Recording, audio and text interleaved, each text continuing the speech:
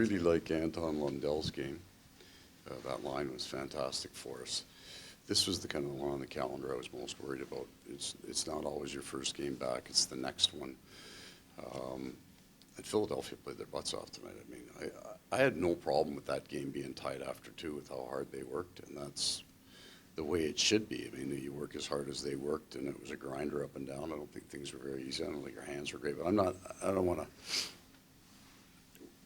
We handled that game the way it was played very, very well. We weren't great, but a big chunk of that is the other team played really hard and battled and competed on every puck. So in those games where you know you're behind it a little bit, your hands aren't right there, nothing's easy. You just need to stay in the fight and not open up after down one. It's the first time we've been behind in a game since the Islanders, so it's not something we've had to deal with a lot. So the outcome's great. Sergei was fantastic at the end of the game. And the Lundell's line probably gave us a chance to win that game. And even down 1-0, Bobrovsky, I think, had 10 saves early. Like the first 10, 12 minutes. I mean, Tippett gets in alone twice on that.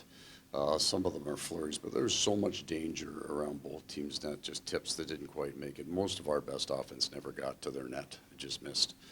They had a bunch, too. Sergei was fantastic. Evan Rodrigues with 2 assists tonight, Yep. Points in all 4 games and since the Finland trip started. I mean, what have you been seeing from him?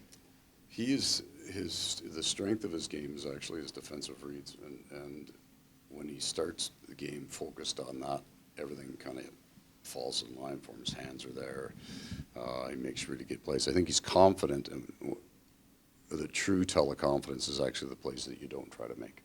It's not there, and tonight there wasn't a lot there, so he picked his right spots and was real good. Mikko is a guy we don't talk about a lot, but he plays very consistently. But now he's showing up on the score sheet with 6 points in 7 games. Just, wow. Have you seen anything different from him? No, we're not talking about Meek's offense.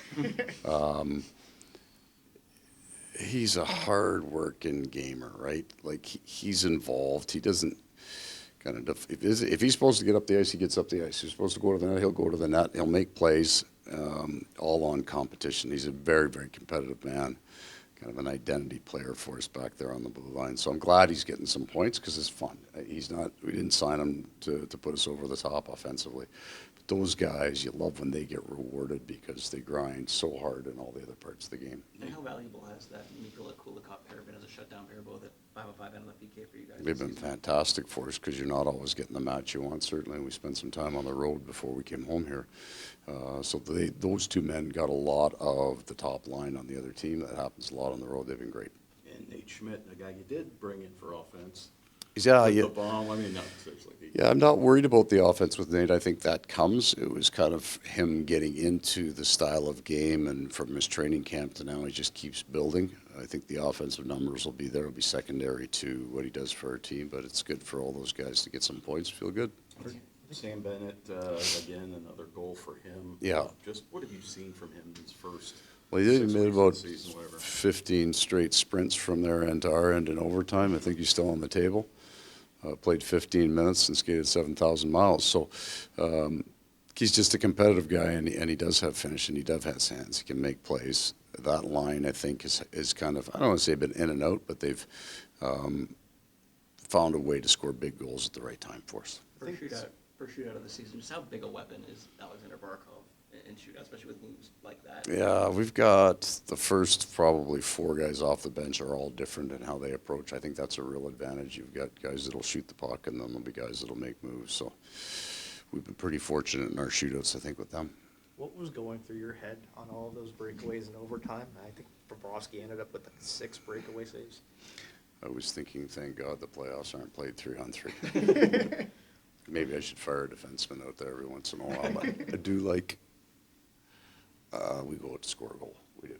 And you got to be defensive and responsible. I get all that, but it's no fun. It's no fun. So we go into overtime.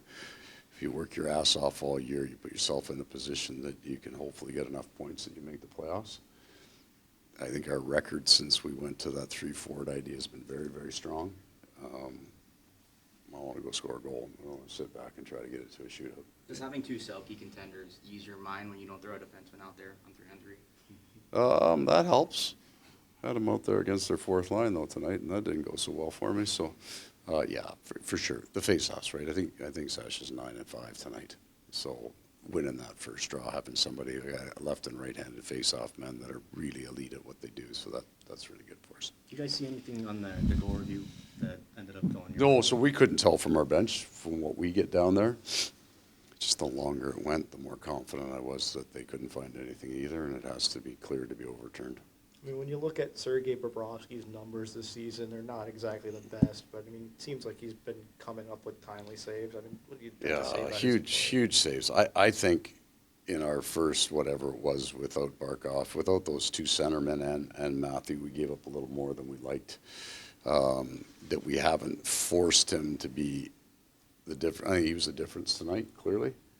We haven't asked him or forced him to do that too often, but he rises to that. So I don't look at Sergei's stats at all, or Nider for that matter. I watch the game.